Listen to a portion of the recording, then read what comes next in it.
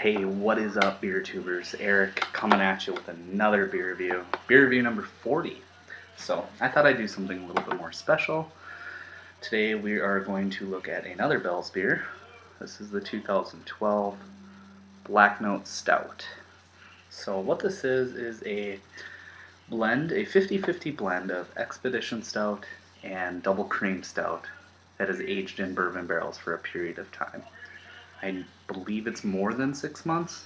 I don't know if it's a full year, but they say right on the back here, 11.8%. They say it is a malty harmony of dark chocolate, espresso, and dried fruit notes, aged in freshly retired oak bourbon barrels. This one is aimed squarely at stout aficionados. Black Note makes a grand statement about the art of dark. So, I've had this one a few times from both vintages. Had it on draft. I really like it. It's hard to say if it competes up there with the Parabola or the Goose Island Bourbon County or even KBS. I guess this is considered a barrel-aged stout, but I'm going to get this one into a glass. This one's been sitting for a few months, since late last year. And maybe it's, with 6 months on it, it's probably drinking pretty nicely. So let's get the pour on the Black Note. I don't know if you guys can see that too well, but as you can see, it's not opaque. That's the first thing I noticed.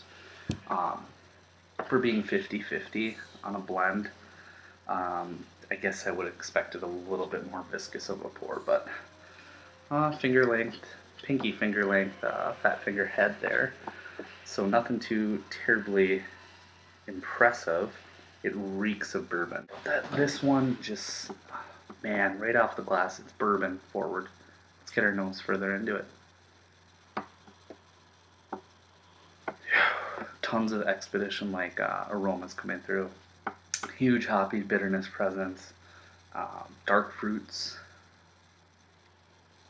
a hair of chocolate espresso notes, nothing too crazy. A little bit of American oak. Nothing, again, too overpowering or astringent, but I'm mainly getting Expedition here, so I'm hoping the mouthfeel, if I remember correctly, is more creamy. Let's get into it. First drink, cheers.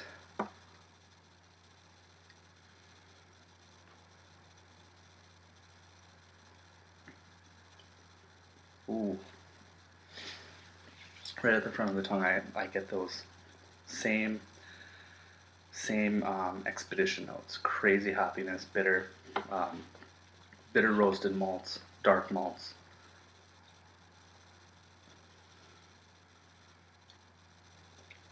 And then as this one moves across your palate, it really opens up into some of the coconut, toffee, like vanilla flavors that you get from a bourbon barrel. Really, really nice finish on this one. Finishes a lot better than I remember it. And this one's really coming around for me, because I didn't really like it that much when it was on draft and the first view I had. So I'm impressed what 6 months has done for this pup. And wow, it's going to take me a while. I did pour this, mind you, at about 50 to 55 degrees Fahrenheit, and I think that's an optimal temperature for this beer.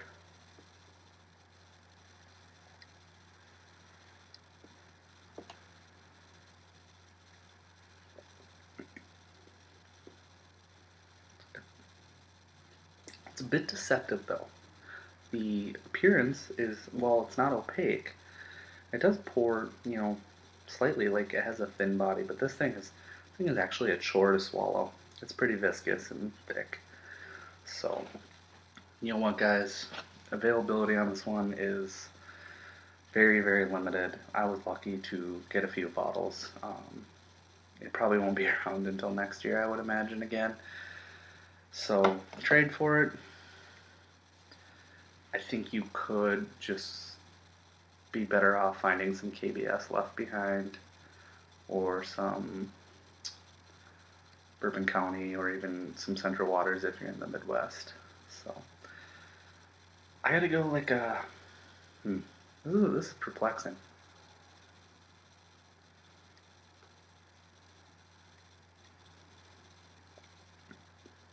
I know like a 91. It maybe even a 90. The booze is actually starting to come through now that I've let it wash over my palate, but you know, it's a good bourbon barrel stout. Is it worth the hype train? Like, can't even find it anywhere? No. Um, I would much prefer Central Waters to it, or you know, even Founders Imperial Stout. Like the barrel doesn't do a ton here. It'd be interesting to see this in a year if it sat in bourbon barrels for a year, but as it stands, it's an A- beer for me, and that doesn't mean it's not great. It's just not trade worthy to me. It's got to be in that rock star category. And for I think this was selling for almost $24 a four pack. No. So hey, thanks for joining me. Always remember to respect beer and join me for another beer review, guys. Black Note Stout. Cheers.